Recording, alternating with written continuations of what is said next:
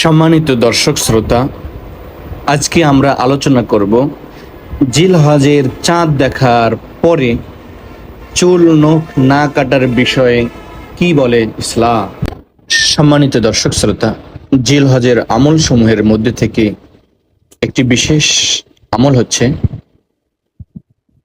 নারী হোক পুরুষ হোক জিলহজের চাঁদ দেখার পরে চুল নখ ইত্যাদি না কাটা। তিরমিজি শরীফের ১২,১৫২৩ নম্বর হাদিস, عن أم سلمة عن النبي صلى الله عليه وسلم قال من رأى هلال ذي الحجة وأراد أن يضحي فلا يأخذن من شعره ولا من أظفاره। উম্মে সালমা রাদিয়াল্লাহু তাআলা আনহা হতে বর্ণিত, রাসূলুল্লাহ সাল্লাল্লাহু আলাইহি ওয়াসাল্লাম বলেছেন, যে লোক জিলহজের নতুন চাঁদ দেখেছে এবং কুরবানির নিয়ত করেছে সে যেন নিজের চুল ও নখ না কাটে। আরেকটি হাদিস, যে হাদিসটি সহিহ মুসলিমের ১৯৭৭ নম্বর হাদিস, عن أم سلمة أن النبي صلى الله عليه وسلم قال إذا رأيتم هلال ذي الحجة وأراد أحدكم أن يضحي فليمسك عن شعره وأظفاره। উম্মে সালমা রাদিয়াল্লাহু তাআলা আনহা থেকে বর্ণিত, নবী করিম সাল্লাল্লাহু আলাইহি ওয়াসাল্লাম বলেছেন, যখন তোমরা জিলহজের চাঁদ দেখবে, জিলহজ মাস শুরু হবে, তখন তোমাদের মধ্যে যে কুরবানি করবে সে যেন তার চুল নখ না কাটে।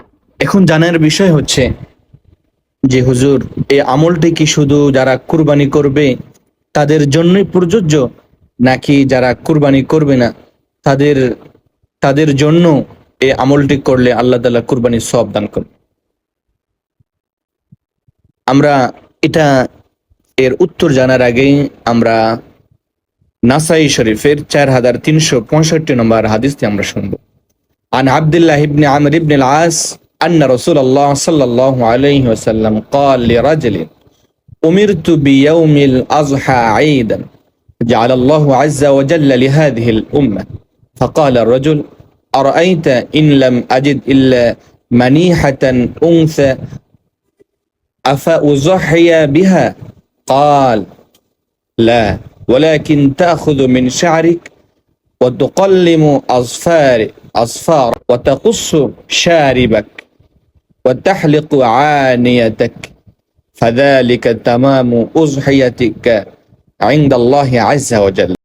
আব্দুল্লাহ ইবনে আমর ইবনুল আস রাদিয়াল্লাহু তাআলা আনহু থেকে বর্ণিত, রাসূলুল্লাহ সাল্লাল্লাহু আলাইহি ওয়াসাল্লাম এক ব্যক্তিকে বললেন, কুরবানির দিনকে ঈদের দিন করার জন্য আমাকে আদেশ করা হয়েছে। আল্লাহ তাআলা এই উম্মতের জন্য একে সাব্যস্ত করেছেন। তখন এক ব্যক্তি বলল, যদি আমি দুধ পান করার জন্য অন্যের দান করা পশু ব্যতীত অন্য কিছু না পাই, তাহলে কি আমি তাই কুরবানি করব? তিনি বললেন, না, কিন্তু তুমি তোমার চুল নখ কেটে ফেলবে এবং গোঁফ ছোট করবে এবং তোমার নাভির নিচের পশম কামাবে, এটাই হবে আল্লাহর নিকট তোমার কুরবানির পূর্ণতা। হাদিস থেকে বোঝা যায়, যিনি কুরবানি দিবে না তিনিও কুরবানির আগ পর্যন্ত চুল ও নখ কাটা থেকে বিরত থাকবে। যদি এই কাজটি করতে পারে তাহলে আল্লাহ তাআলা তাকেও পূর্ণ একটি কুরবানি করার সওয়াব দান করবেন। সুবহানাল্লাহি ওয়া বিহামদিহি।